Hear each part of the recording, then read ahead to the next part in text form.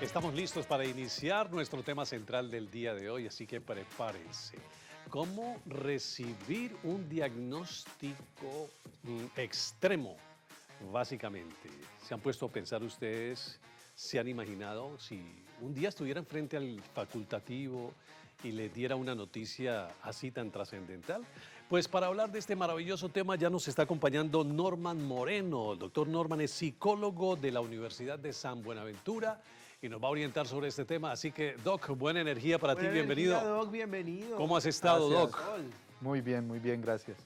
Doc, ¿estamos preparados nosotros para recibir un diagnóstico de este tipo? Porque muchas veces, y esto lo hablábamos con Vico en otras ocasiones, nos cuentan, ve que fulanita estuvo donde el médico y que tiene, un ejemplo, tiene cáncer en la sangre. Y entonces la arropamos y le decimos, no, vamos para adelante, esto es superable, vamos a trabajar conjuntos, estamos contigo. Pero si nos lo estuvieran diciendo a nosotros realmente, estamos los seres humanos preparados para este tipo de noticias. Qué buen ejercicio acaba de hacer Mauro, porque una cosa es consolar y otra cosa es ser consolado. Sí, claro. Así es. Claro.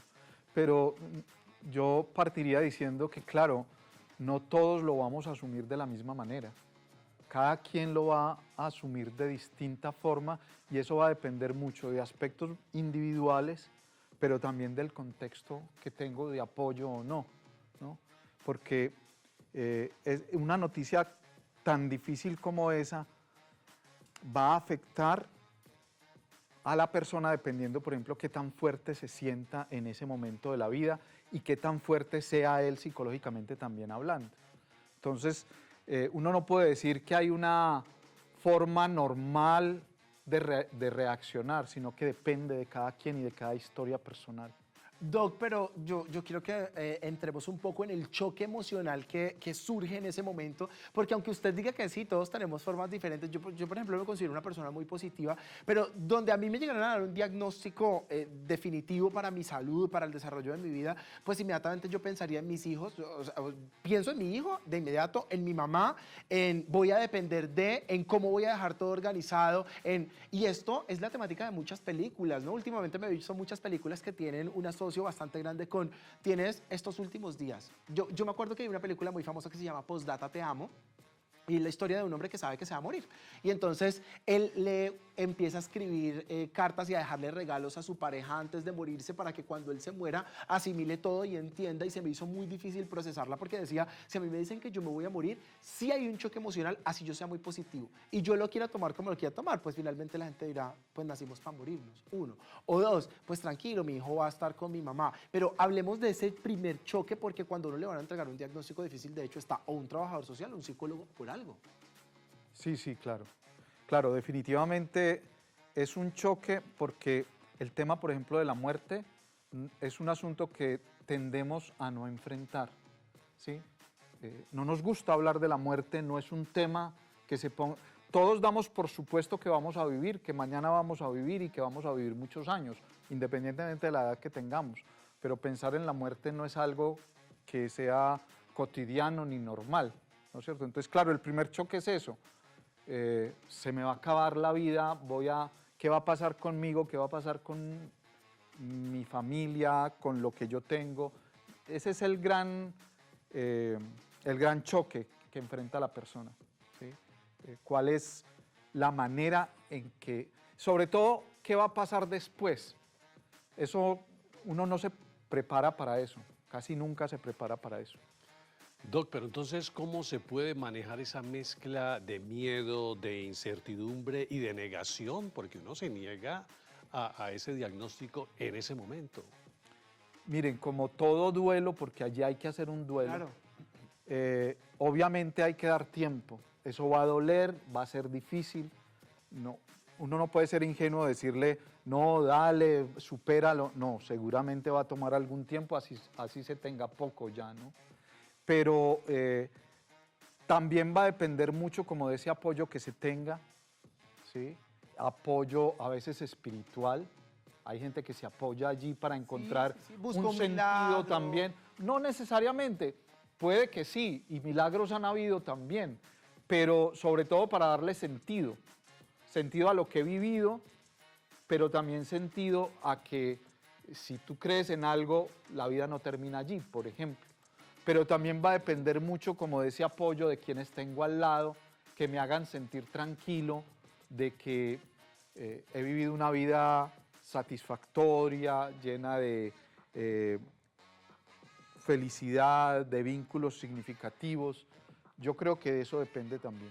Doc, yo quiero ir como a los dos extremos siempre. Entonces está el extremo de la persona que recibe el diagnóstico, empieza con su red de apoyo, un tratamiento psicológico, un proceso de asimilación, pero conozco un caso y sé que se ha repetido mucho en la historia de gente que recibe diagnósticos complejos, difíciles, quizá sin expectativa de vida y dicen, listo, yo no quiero tratamiento.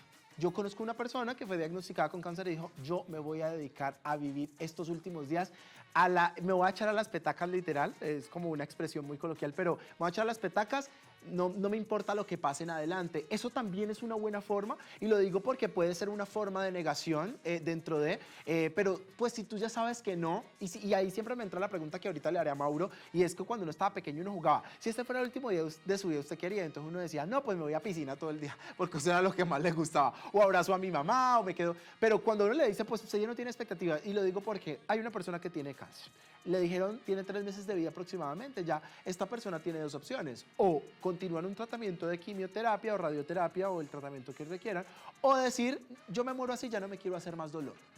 Se lo digo con un caso extremadamente cercano a mi familia. Pero, ¿está mal hacerlo? ¿Está mal pensar de esa forma? No, porque yo creo que de alguna u otra manera, allá hay un debate, yo no sé si ético, pero con los médicos, porque en su lugar siempre está el que ellos tienen de alguna manera que tratar de salvaguardar la vida, a como de lugar. Pero llega un punto también en que la persona dice, pero esto es vivir, es decir, que me prolonguen la vida, que me prolonguen la vida 3 meses, 6 meses, pero a punta de sufrimiento. ¿Qué tanto vale la pena eso? También conozco personas que han tomado la decisión de no más tratamiento, ya quiero simplemente con la conciencia de que yo sé que mi vida va a terminar, aunque también en eso, y yo creo que cada vez es menos. No sé si esté equivocado, no soy médico, pero creo que cada vez los médicos se atreven cada vez menos a decir a usted le queda tanto de vida. Pues es que no se lo dicen a uno, se lo dicen a la familia, pero Sí, a mí lo viví el año pasado. Pero creo que eso cada vez es más difícil de sostener, ¿sí? Porque se han dado precisamente casos, por un lado, que la medicina ha avanzado. ¿Sí? Hoy la palabra cáncer no necesariamente es sinónimo de muerte. Ni siquiera el SIDA, el VIH es sinónimo de muerte hoy en día. Claro. Que hubo una época en que te daban ese diagnóstico y te echabas a morir. La palabra cáncer nos causa mucha impresión también por eso, pero no necesariamente significa morirse. Yo creo que la situación, doctor Moreno, es tan extrema, es que uno piensa, nunca estamos preparados para eso. Porque, Claro, por ejemplo, claro. Mire, yo tuve una patología hace poco propia de la edad que tengo y en el resultado, en el diagnóstico, dice posibilidad de cáncer 0,3%. Y yo me asusté. Yo dije, hay una posibilidad de cáncer. Y yo fui a donde el médico y le dije, no, mira que aquí dice que hay posibilidad de cáncer del 3%. Y me dijo, vení, eso es normal. O sea, tenés el 97 y estás pensando en el 0,3. Si yo le contara mi caso, cuando yo voy al médico y me preguntan por antecedentes familiares, lo primero que yo digo es, en mi casa han habido todos los cánceres. Exacto. Mamá, mi papá, 2, 3 hermanos, tíos han muerto de cáncer. Ajá. Entonces, ¿cuál es la probabilidad? Claro. Pero yo no estoy pensando en que, obviamente, uno trata de cuidarse, procura sabiendo que hay la tendencia, pero no voy a dejar de vivir o vivir asustado porque hay un antecedente de cáncer. Pero incluso esos diagnósticos orgánicos son muy difíciles, pero yo que trabajo sobre todo con salud mental, me parecen aún más difíciles los manejos de los diagnósticos mentales. Vico decía algo muy interesante ahora en medio de toda su argumentación, y es que hay gente que, por ejemplo, recibe una noticia de estas y entonces dice, yo a partir de este momento conocí la historia de 2 personas mayores que le diagnosticaron cáncer a la señora y ellos dijeron, vamos a pasarla chévere. Y se agarraron a ver películas de Cantinflas, de humor, a pasear, a conocer esos lugares que nunca habían conocido, a invertir su dinero en ellos mismos, la familia los rodeó, el entorno. Y la historia termina en que cuando ella va a control médico, el doctor le dice, ¿usted qué fue lo que hizo? Pues aquí no hay huellas ya de cáncer. Entonces, Sí. esa situación realmente puede darse de acuerdo a la condición mental o a esa disposición mental que yo tenga frente a ese diagnóstico. Yo creo que hoy nadie niega, ningún científico niega que hay una articulación entre mente y cuerpo. Es decir, que lo que pasa con mi mente me afecta al cuerpo y lo que pasa con mi cuerpo afecta a la mente. Claro. Y esa unión lo trabajamos psicólogos que estamos dedicados a la mente, pero también los médicos dedicados al cuerpo. Es decir, ¿qué es un milagro? Eso que llamamos milagro. Le diagnosticaron cáncer, tenía un tumor, lo iban a operar y resulta que se le desapareció. ¿Sí? ¿Qué ocurre? ¿Qué ocurrió allí? Desde la fe alguien puede decir, ah, sí, fue un milagro, le rezó a tal santo, tiene todo el derecho y eso es respetable. Pero yo creo que desde esta creencia de que somos una unidad, nosotros tenemos la capacidad de transformar nuestro cuerpo también, con la energía de la mente, Sí. con la manera en que pensamos. Es que no es gratuito que cuando tú estás agripado, tú te deprimes. No quieres ver a nadie, no te provoca nada. Uno se siente hasta feo, Doc. Uno, "Ay, no, Seguramente. estoy demacrado", dice uno. Claro, entonces yo creo que sucede al revés. Cuando tú estás bien, ¿sí? Contigo mismo, estás feliz, te cuidas, te gusta estar saludable. Es decir, una cosa lleva a la otra. Doc, ¿cobra entonces importancia aquí la frase de todo es mental, entonces? No, yo tampoco voy a decir que todo es mental, pero que somos una unidad de ambas cosas sí es cierto. Es decir, yo no Influye. puedo... Claro, porque es que un cuerpo, cuando el médico solo ve el cuerpo, por ejemplo, ¿sí? Un cuerpo sin una mente es un cadáver, no es un ser humano. ¿Sí? Un Claro. ser humano es mente, cuerpo y si quieres meterle espíritu. ¿Sí? Pero somos una unidad. Y no hay un punto... La mente no está en el cerebro y en la cabeza. ¿No? Está en todo. La memoria está en todo el cuerpo. Por eso no sé si han escuchado hablar del miembro fantasma cuando a alguien lo amputan. ¿Por qué le duele la pierna que no tiene? Porque en esas Claro. células hay memoria. Claro. La memoria no está aquí, la memoria está en todo el cuerpo. Cuando tú recuerdas un aroma, vas por la calle y recuerdas un aroma y te lleva a la infancia, ¿sí? ¿Dónde está la sensación? En la nariz, en las fibras del cuerpo, lo sientes en el estómago. Entonces, es muy difícil hacer esa división de que hasta aquí va la mente y aquí empieza lo corporal o lo biológico. No. Y yo sí estoy convencido que una actitud positiva frente a la salud es fundamental para esos diagnósticos tan críticos a veces, ¿no? Pero fíjate, una vez, doctor, a mí me decían que la mente, me dijeron, la mente es boba, el cerebro es bobo, fue que me dijeron. Por ejemplo, me dijeron esto y lo hice tal cual, que si un día me daba un golpe, en lugar de decir, ay, y concentrarme en el dolor, pues que soltara una carcajada y me riera. Y tal cual me pasó, Vico, yo lo conté a Vico aquí, un día estaba cerrando el closet y ¡trum! Un machucón, pero impresionante. Ahí mismo me quedó el morado inmediatamente. Y resulta que yo hago drum cuando siento yo el cimbronazo en el dedo, hago y me reí durísimo, durísimo, y te lo juro que el dolor desapareció eso así, se fue. Yo era, cuando volteé a mirar el morado y digo, ¡ay! Y yo Pero creo terrible. que han visto el experimento pero de la no mano sentí el dolor. fantasma, ¿no? Que te ponen aquí como una división. Te ponen una mano aquí y aquí una mano de plástico. ¿Sí? Entonces, el Golpean la mano. experimentador empieza a sobarte la mano real y la otra. Y entonces tú empiezas a sentir como si te estuvieran sobando. Y de pronto coge y le pega un martillazo a la mano falsa ¡Ay! y la persona se asusta y grita. ¿Sí? Porque de alguna u otra manera, qué tanto es mental y qué tanto es físico. Claro. Entonces, Claro. allí es donde es complicado hacer esa separación.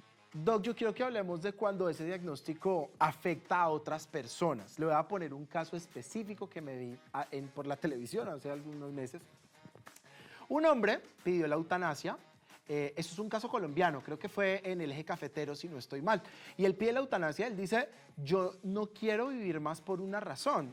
él trabajaba con fumigación con pesticidas y se le empezó a desarrollar una enfermedad neuronal, luego él deja de moverse un poco, empieza con el tema de Parkinson y dice, yo le estoy acabando la vida a mi esposa. Cuando a mí me dijeron eso, yo pensé primero en mi esposa y yo le estoy acabando la vida a mi esposa, tal, pide la eutanasia, efectivamente se la hacen. Y mucha gente cuestiona este tema, ¿no? Porque entonces te le tiraste la vida a tu familia y allí voy a otros tantos casos que ocurren casi que a diario, pudiera decir, y es cuando una persona queda en estado vegetativo. Y es que, pues, no es solamente esta persona, es un entorno, son sus cuidadores, es la responsabilidad, estas cosas. ¿Cómo asumir esto que a veces hay diagnósticos que son bastante personales? Tú con este tratamiento vas a estar muy bien. Un saludo para la gente que con diabetes, inyectándose insulina, tomando sus pastas, puede vivir sin ningún problema, con una enfermedad de transmisión sexual. Pero cuando uno queda en estado vegetativo, cuando pierde la funcionalidad, ¿qué pasa allí? Porque allí siento que sí es una afectación mucho más grande, es que no estoy haciéndome la vida difícil yo, se la estoy haciendo a otra persona indirectamente. Y así usted me diga, no, pero eso es como lo tome la otra persona puede tomar como que es una bendición de Dios, pues le cambia la dinámica de vida. Porque yo tengo que dejar de trabajar por cuidarte en muchas oportunidades. Y allí nos cambia la dinámica porque de dónde vamos a comer, cómo vamos a seguir funcionando. Y ese es un caso extremo, pero en este momento yo estoy haciendo una investigación en 10 municipios del suroccidente con personas con trastornos mentales graves, esquizofrénicos, por ejemplo, depresivos, que llevan más de 20 años en promedio encerrados. ¿Quién los está cuidando 20 años 24/7? O sea, no estamos hablando del que está en una camilla o entubado, donde hay unas máquinas allí por él. Obviamente requiere cuidados, a veces enfermera, a veces la familia, pero un enfermo mental 24/7, ¿quién lo cuida? ¿Quién lo atiende? ¿Quién lo alimenta? ¿Quién lo baña? ¿Sí? Entonces, aquí nos enfrentamos a un asunto que tiene que ver con el cuidado del otro, ¿sí? Y el cuidado del otro es un asunto que se volvió responsabilidad del enfermo o del paciente y de la familia inmediata, ¿sí? Y cada vez menos, ustedes saben cómo está el tema de lo institucional, ¿sí? En temas de salud está crítico y sobre todo en municipios más alejados el acceso a servicios de internamiento, de hospitalización no es tan fácil, a la gente le toca en sus casas, ¿sí? Y fuera de eso hay una cierta discriminación de la misma comunidad, sobre todo con la enfermedad mental, ¿no? Le tenemos miedo a la enfermedad mental, nos asusta la enfermedad Pues nos mental. dijeron que estaban locos todo el Sí, tiempo y sí, es sí. la palabra que sataniza toda la situación. Claro, y entonces la gente se aleja, y allí es donde toda esa responsabilidad, esa carga recae en el otro, en el cuidador habitual, que suelen ser mujeres, ¿no? Por lo Las general. mamás, las hermanas, abuelas también. abuelas, sí, y es muy duro. La experiencia que estamos viviendo en la investigación que les cuento, hay unos testimonios tremendos, unas mujeres de admirar, pero con unos sufrimientos y unas historias de vida que les ha tocado solas, porque algunas de ellas incluso sin marido, les ha tocado sobrellevar a sus hijos con problemas mentales. Entonces, mira, con respecto, por ejemplo, al tema del estado vegetativo, pues hoy en día, afortunadamente, diría yo, está la opción de que tú, ahora estando sano y estando consciente, tomes una decisión y dejes firmado un acta de que si llega a pasarte algo en esas condiciones, no quieres someter a nadie a sacrificarle la vida, sino que autorizas que te desconecten o que te apliquen la eutanasia, ya eso es legal. Es legal, ¿cierto? Sí. Si eso no se hace, claro, viene el asunto de qué hacemos allí como familia, incluso como instituciones de salud y del Estado, porque es que el asunto, insisto, el asunto del cuidado no puede quedar reducido al enfermo y al cuidador. ¿Dónde está la comunidad allí? ¿Dónde está el Estado allí? ¿Sí? Hay un tema bastante grande con tutelas y esto por home care o por Correcto. enfermeros en casa que, bueno, que es otro tema para Sí, otro sí, programa, sí. pero sí es un tema sensible frente a lo que estamos hablando y por eso considero oportuno preguntar. Es más grande el desgaste y el sufrimiento de los cuidadores, como lo decía usted ahora, Doc, que de la misma persona que está padeciendo muchas veces la patología, ¿no? Exacto, de hecho la historia de la película Yo antes de ti Claro. narra como aquel famoso ejecutivo que tenía todas sus cualidades mentales y físicas y era un triunfador en el mundo de los negocios internacionales, sufre un accidente atropellado por una moto y queda cuadrapléjico.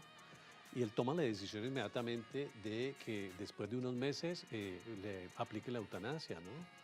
Y los padres tratando de hacerle caer en cuenta que no, que mira, que hay dinero como sostener, tratar de lograr una calidad de vida, le contratan a una niña que trata de enamorarlo para que él quiera vivir nuevamente, pero la parte final está en que él ha tomado su decisión y él en un momento de la película dice, yo para qué quiero seguir viviendo así, yo no quiero seguir viviendo porque yo recuerdo cuando yo estaba súper bien y ahora no puedo sino mover los ojos y escasamente la cabeza, ¿no? Es una decisión muy respetable que ya está, como lo dice usted, amparada por la ley. Pero bueno, Doc, siendo no es el caso extremo, sino cuando ya nos encontramos frente a una situación de esas, usted como psicólogo clínico, ¿qué herramientas recomienda para conseguir o para transformar más bien en resiliencia esos momentos de adversidad? Que ahí es donde uno se pone frente a esa prueba de fuego. Del lado de las cuidadoras, como les digo, la mayoría son mujeres. Hoy en día, afortunadamente, se está pensando mucho en esto del cuidado al cuidador, ¿sí? Instituciones, las mismas instituciones de salud, la comunidad debería pensarse en cómo apoyar a estas personas en el cuidado del otro. Primero, en retornar la posibilidad de pensar en sí mismas otra vez, porque esto de estar pendiente de otro 24/7, se les olvidan sus necesidades, sus proyectos de vida, Vale. todo queda en un segundo plano porque está esa persona allí. Y tampoco es justo, es decir, ya se están yendo no una sola vida, sino dos. Entonces la idea es cómo apoyamos también a esa persona que por voluntad propia, porque a veces le tocó, fue la única que quedó en la casa, y hay un asunto allí también de conciencia, a veces moral o ética, de cómo me voy a ir yo también, o cómo lo voy a internar, o cómo, ¿no? Entonces hay gente que termina sacrificando su vida en pos de eso. Entonces apoyar a estas personas, ayudarlas a que tengan espacios por fuera de la casa dedicadas a ellas, por ejemplo. ¿Cómo se ayuda con eso? Que alguien más ocupe ese lugar al menos un día a la semana, una vez al mes, para que esa persona se pueda ir a hacer sus cosas, a hacer otras cosas, a pensar en otras cosas. Pero eso requiere una conciencia más colectiva, que es lo que estamos perdiendo mucho. Porque cuando hay un enfermo mental o físico, casi siempre tomamos distancia creyendo que es lo mejor para la familia, que es lo mejor para él, que vivan su proceso, y a lo mejor es donde más necesitan acompañamiento, apoyo. Doc, justo ahora que estabas hablando de estas personas y alrededor, pues hay una palabra en tema de salud mental o una frase muy utilizada, y es: utiliza tu red de apoyo. Y esta red de apoyo pues está constituida por la familia, por los amigos. ¿Qué pudiéramos recomendarle a esa red de apoyo? Te lo digo porque muchas personas, por ejemplo, tú recibiste un diagnóstico difícil, me llamaste, hola Vico, yo soy súper exagerado, ¿no? Entonces vos me llamabas, hola Vico, ¿qué más? No, Vico, ¿cómo te parece que me dijeron que, pues, que tengo como que cáncer en tal? Yo inmediatamente voy a meter un grito, ¿qué? Porque eso es lo primero, uno, ¿qué? ¿Pero qué te dijeron? ¿Te vas a morir? Uno empieza con unas preguntas muy invasivas que quizá no están dentro de lo imprudente. No, son muy inocentes también, porque el temor a uno le hace pensar, voy a perder a mi amigo, pero eso tiene cura, y empiezan como unos cuestionamientos que de pronto pueden ser invasivos. ¿Qué le podríamos decir a una persona que necesite para poder servir de red de apoyo de buena forma? Sin pretender minimizar el diagnóstico ni lo grave que puede ser para la persona, yo creo que lo mejor es ayudarle a sentir que la vida puede continuar. Igual. ¿La vida sigue? Conmigo, por lo menos conmigo, que soy el interesado en apoyarlo. No voy a cambiar porque tengas ese diagnóstico. Aquí voy a estar para ti como siempre lo he estado. Voy a querer seguir haciendo las cosas que hacíamos juntos, ¿sí?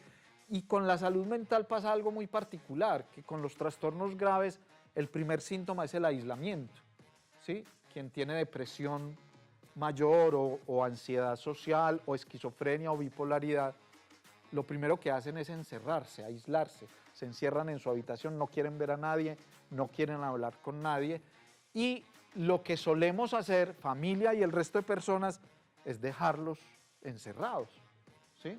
Incluso la alternativa psiquiátrica es doparlos, ¿no? Les dan su pastillita y la pastillita lo que hace es mantenerlos embotados, durmiendo, encerrados. Se profundiza el aislamiento, ¿sí? Lo que yo creo que un amigo, una persona cercana debe hacer es persistir, persistir y persistir en acompañar. ¿Sí? Estar como un bombero 24/7 ahí, Estar para lo que lo disponible necesite. y recordándole que allí estoy, allí Qué estoy. bonito eso. ¿Sí? Recordándole que allí estoy. Y no tomar la vía fácil que es, él quiere estar solo. Además, es tan difícil ver a alguien enfermo mental, es difícil para uno emocionalmente. Entonces, a veces es más, uno se siente más cómodo no yendo. Claro, claro, claro. No yendo. Ah, no, pues es que él quiere estar solo, mejor no voy. No, ve, acompáñalo en su ansiedad, en su delirio, en su alucinación. No importa, quédate allí. ¿Sí? No se te olvide quién significa él para ti. Yo creo que es ese reconocimiento de que yo estoy aquí a pesar de Sí. lo que va a ser significativo para él. Una de las cosas difíciles de este tipo de casos o de situaciones, doctor Moreno, es cuando el diagnóstico afecta terriblemente a los familiares más allegados. Por ejemplo, los niños y los adolescentes, cuando el diagnóstico es hacia uno de sus padres, por ejemplo. ¿Cómo acompañar a un niño o a un adolescente ante el diagnóstico del padre, por ejemplo, o de la madre? Obviamente, entre más pequeño el niño, de pronto todavía no lo dimensiona. Puede dársele manejo, ¿no? Se le puede dar manejo más fácil. Cuando el niño se va haciendo más grande y ya adolescente, obviamente afectivamente lo va a marcar más. Yo creo que manejar con ellos el tema de la muerte no es conveniente anticipadamente, ¿sí? Yo creo que no es necesario someterlos a eso todavía. Sin embargo, sí irles hablando de por lo que está pasando la mamá, por lo que está pasando el papá, que requiere reposo, que de pronto va a necesitar estar hospitalizado, que no lo van a dejar ver. Generalmente a los hospitales no dejan entrar a los niños. Sí, claro. Y eso les va dando duro. Yo creo que de alguna manera esa distancia los ayuda a ir preparando si el desenlace es fatal, ¿no es cierto? Pero fundamentalmente lo que hemos venido diciendo desde el comienzo, va a ayudar mucho esa red de apoyo que tengan niños y adolescentes para hacerlos sentir que no están solos o no van a quedar solos.